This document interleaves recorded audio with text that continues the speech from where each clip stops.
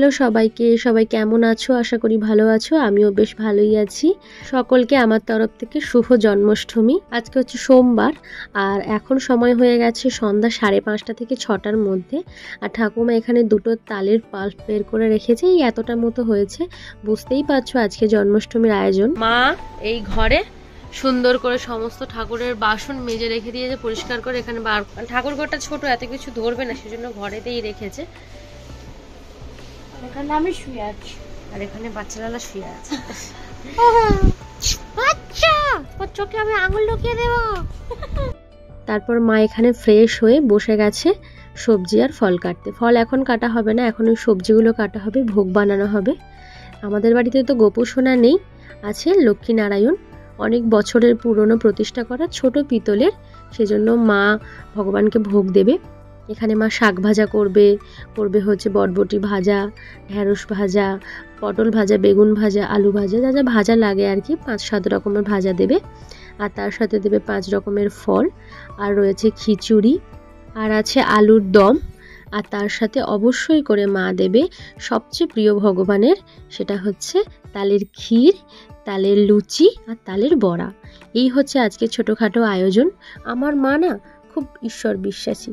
ছোটবেলা থেকে দেখেছি যে কোনো পুজো, যে কোনো বার ব্রত, আমার মা কোনোদিন আপোষ করে না। খুব সুন্দরভাবে ভক্তি করে মা পুজো করে। আর মা এত পরিপাটি করে পুজো করে না, দেখে দেখে আমারও ভীষণ ভালো লাগে। আমি চেষ্টা করি শেখার, হয়তো করে উঠতে পারি না, তবে চেষ্টা করব মায়ের মতো করে সবটা গুছিয়ে করার। দেখো কত সুন্দর করে মা সবটা করছে। আর বিশ্বাস করবে না তোমরা, আমার মায়ের হাতের ভোগ না মানে খুবই ভালো খেতে, খুবই ভালো খেতে হয়। যারা যারা আমাদের বাড়িতে প্রসাদ খেতে আসেন, তারা প্রত্যেকেই মানে একবার দিলে কখনোই তারা বলে না যে দ্বিতীয়বার নেব না, এতটাই ভালো লাগে। সবটা ভীষণ গুছিয়ে করে আমার মা। আর আমি আর আমার বোন না মানে মানে ভোগের খিচুড়ি এতটাই ভালোবাসি খেতে, মনে হয় পেট ভরা দিলে পেট ভরা খাবো, আর যতবার দেবে ততবার খাবো। ইনফ্যাক্ট আমরা, বিশ্বাস করবেন, আমরা 3 থেকে 4 বার ভোগের খিচুড়ি খেয়েছি, মানে এতটাই প্রিয়। তাহলে ভগবানের কেন প্রিয় হবে না বলো? চলো মা এখানে সবটা গুছিয়ে নিই। আর দেখো নারকেলও কেটে রাখা হয়েছে, এখানে ভোগ হবে। মা আলু ভাজার জন্য আলু কাটছে, তার সাথে আলুর দমও হবে। আর খিচুড়িতেও হয়তো মা আলু আর বটবটি দেবে। চলো মা সবটা গুছিয়ে কেটে নিই, তারপর তোমাদের সঙ্গে আবার কথা বলছি। আর আজকে একটা ইনভিটেশন আছে, জন্মাষ্টমী, গোপু সোনা প্রতিষ্ঠা হবে বাড়ির পাশেই, যাব আজকে। একটা কুর্তি পরে নিয়ে রেডি হয়ে নিয়েছি হালকাভাবে। আর এই যে আমার বাচ্চা, আমরা এখন দুজনে যাচ্ছি একটা নিমন্ত্রণ বাড়ি, মানে আমার বাড়ির কাছেই।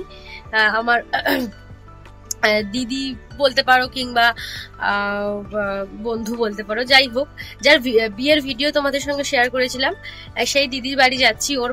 ওর বাড়িতে আজকে গোপু সোনা প্রতিষ্ঠা হয়েছে, দুটো গোপু। সেখানেই ইনভিটেশন আছে। মানে সময় তো একদমই পাচ্ছিলাম না, সেজন্য ওই কোনো রকম আর কি যাচ্ছি। এক্ষুনি চলে আসবো, আমি আর আমার বোন দুজন মিলে যাচ্ছি।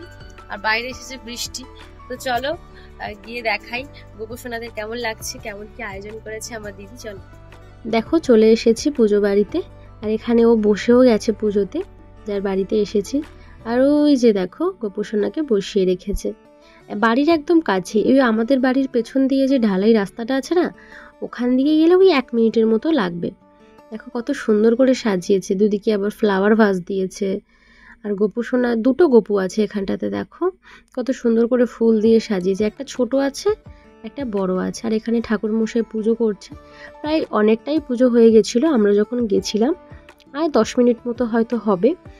ঠাকুর মশাই একটু আরতি করবেন, করলেই হয়ে যাবে। আর এই গোপু দুটো না আমার দিদিটা আর কি বিয়েতে পেয়েছিল, সেজন্য আজকে ওদের শয়নকক্ষে, মানে ওরা যেখানে ঘুমোয় সেখানেই নিজের ছেলে রূপে ওদেরকে প্রতিষ্ঠা করেছে।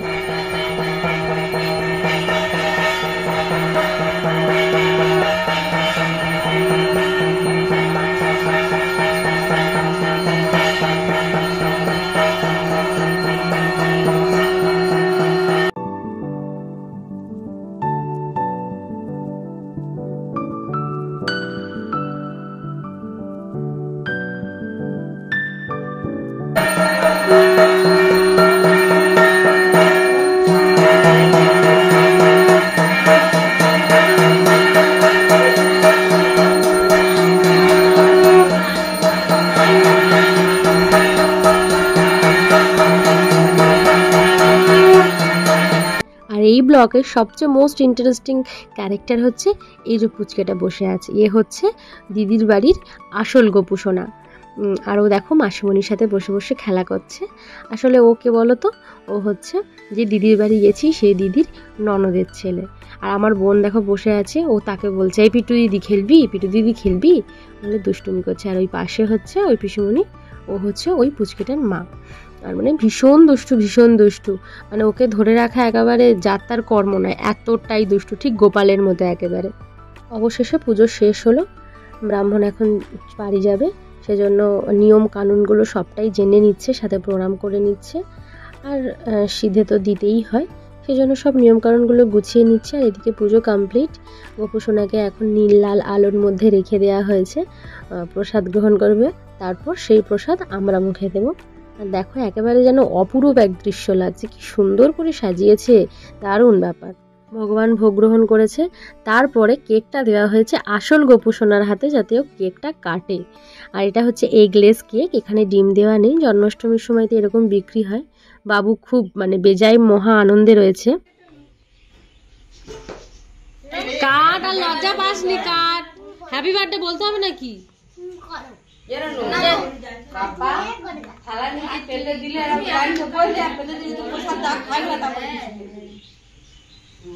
কে বাবা কেক কাটতে পারে না।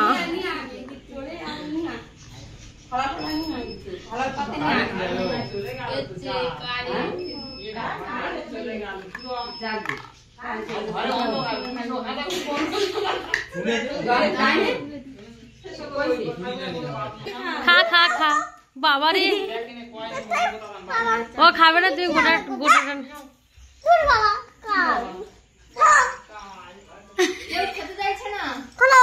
এ, ও কিন্তু লজ্জা পাচ্ছে, দিলে কিন্তু খেয়ে নেবে সব।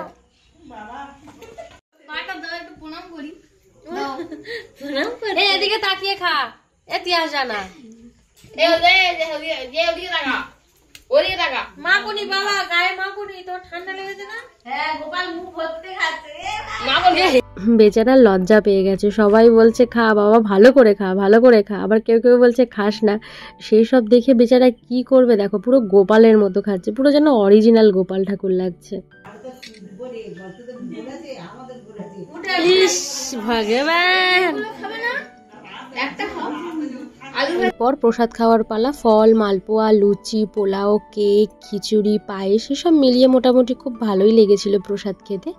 আর এই যে বসে গেছে বাবু, চামচ দিয়ে খিচুড়ি খাচ্ছে গোপু সোনা, আর বলছে ভালো হয়েছে। আর যে পাশে বসে আছে ও হচ্ছে গোপু সোনার বাবা, মানে যে দাদার বাড়িতে গেছি সে। অ্যাকচুয়ালি দাদার সাথেও আমার খুব ভালো সম্পর্ক, আর দিদির সাথেও ভালো সম্পর্ক। আর এই হচ্ছে গোপু সোনার মা। আর গোপু সোনার মা এখানে ভীষণ ব্যস্ত, যেহেতু বাচ্চার জন্মদিন হলে, সন্তানের জন্মদিন হলে মায়েরা তো ভীষণ ব্যস্ত হয়। এখানে গোপু সোনা বসে আছে, এখনো পর্যন্ত খাওয়া শেষ হয়নি গোপু সোনা। গোপু সোনা খাচ্ছে, আর এখন আমাদের বাড়ি ফেরার পালা। আর এখানে আসল গোপু সোনা শুয়ে পড়ে গেছে। 10টা বেজে গেছে, আর বাড়ি চলে এসেছি। এসে দেখি মা এখানে ভাজাভুজিগুলো সব ভেজে গোছাচ্ছে থালাতে। আর এদিকে তালের লুচি, তালের বড়া হয়ে গেছে, কড়াইতে হচ্ছে পটল ভাজা। আর মা এখানে সবটাই উনুনে করেছে, আমাদের যেহেতু রান্নাঘরে একটা উনুনও রয়েছে, সেজন্য সবটাই উনুনে আয়োজন করেছে। 23টা 21 এখন বাজে। আর এদিকে আমার বোন পড়েছে ঘুমিয়ে, আর আমি এতক্ষণ ফোন দেখছিলাম। আর মার ওদিকে মোটামুটি ভোগ টোগ সব রেডি হয়ে গেছে, রান্না বান্না করা। এখন মা ঢুকেছে ঠাকুর ঘরে, ফল কাটবে ঠাকুরের জন্য। তো চলো দেখাই মা কি করছে। ফল টল সব কেটে ফেলেছো এত তাড়াতাড়ি, কি করে করলি? আধ ঘন্টাতে 1 ঘন্টায় সব হয়ে গেল। আর এই যে পেতলের লক্ষ্মীনারায়ণ, আর ওপাশে শুধু নারায়ণ পেতলের। অনেক পুরনো তো সেজন্য একটু হয়ে গেছে, কালো কালো, দুটো পিতলের। মা এখানে বাড়ছে চন্দন, আর এই ভোগ বানিয়েছে,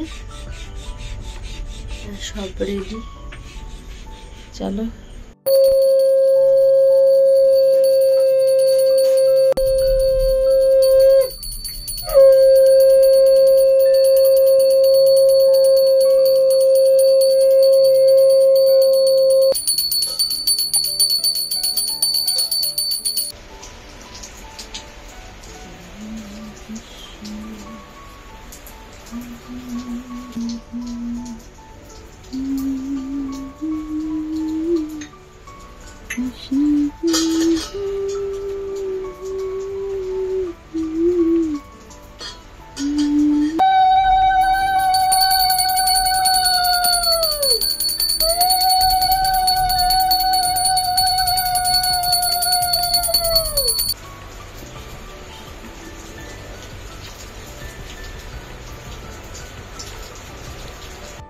এখানে সুন্দর করে ভগবানকে ঘি, মধু, দই, দুধ, জলে সমস্ত কিছু দিয়ে ভগবানকে সুন্দর করে স্নান করিয়ে দিয়েছে।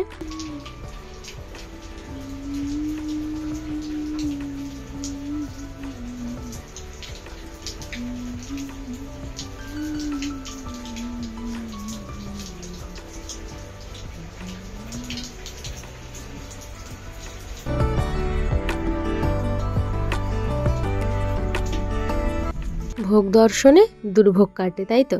কথাটা একদমই ঠিক। এখানে মা ভোগগুলো একে একে নিয়ে আসছে। এখানে মহাভোগ মানে খিচুড়ি আছে, আলুর দম আছে, তার সাথে রয়েছে সবচেয়ে প্রিয় তালের লুচি, তালের বড়া আর তাল ক্ষীর, যেটা মা সবচেয়ে আগে ভগবানের সামনে এগিয়ে দিয়েছে।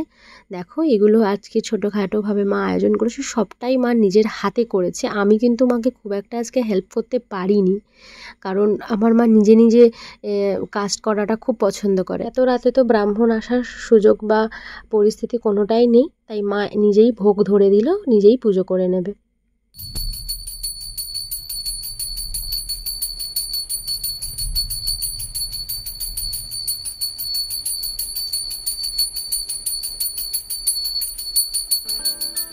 আর বলছিলাম না মুষলধারে বৃষ্টি হচ্ছে, এই দেখো ঠিকঠাক করে পরিষ্কার বোঝা যাচ্ছে না। যখন কৃষ্ণ জন্মেছিল ঠিক তখনও হয়তো এইরকম ঝড় বৃষ্টি আরম্ভ হয়েছিল, আজকেও কিন্তু তার অন্যথা হয়নি। এগুলোকেই হয়তো বলে ভগবানের লীলা। তোমরা কে কে কেমনভাবে জন্মাষ্টমীর দিনটা কাটালে জানিও। আচ্ছা, আজকের মতো ব্লগটা এখানেই শেষ করলাম। ভালো থেকো, সুস্থ থেকো।